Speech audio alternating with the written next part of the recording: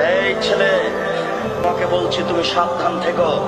তুমি যে এখন স্কুলে এসে বলছো, এই ছেলেরা, এই মেয়েরা, আগামীকাল তোমরা ফুল নিয়ে আসবা, পায়ের জুতা খুলে দিয়ে বরকতের কবরে ফুল চড়াতে হবে। তোমার মাস্টার ডিগ্রিকে কবর দিতে এসেছি, তুমি মনে রেখো। তুমি বলো সারা বাংলাদেশ কেন, সারা পৃথিবীর মানুষ যদি পায়ের জুতা খুলে দিয়ে এই বরকতের কবরে ফুল চড়ায়, তাহলে বরকতের 1 পয়সা লাভ হবে নাকি? যদি না হয় তুমি এই কাজ করলে কেন? তাহলে ওর সরস্বতী ভগবতীর কাছে গলা দেওয়া আর তোমার এই কবরে ফুল চড়ানো দুইটা সমান নয় কি?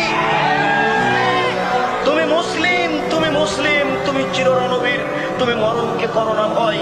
তোমার ইতস্ত বোধ করা দরকার ছিল, তোমার লজ্জা বোধ করা দরকার ছিল, তোমার বিদ্যেকে মূল্যায়ন করা দরকার ছিল। তুমি বেশি না পারলে তুমি ঘুরে দাঁড়াতে, ছি ছি, এ কাজ কেউ করে? এই বলে তুমি ঘুরে দাঁড়াও, বাঁচার পথ আছে। তুমি শিক্ষক হয়ে কাজ করো কি করে? সারা পৃথিবীর মানুষ যদি পায়ের জুতা খুলে দিয়ে ফুল চড়াই, বরকতের 1 পয়সা উপকার করতে পারবে না। যদি সেই দিন তুমি বলতে, এই ছেলেরা শোনো, তারা জীবন দিয়েছে, তারা রক্ত দিয়েছে, তোমরা একটু তার জন্য ক্ষমা চাও।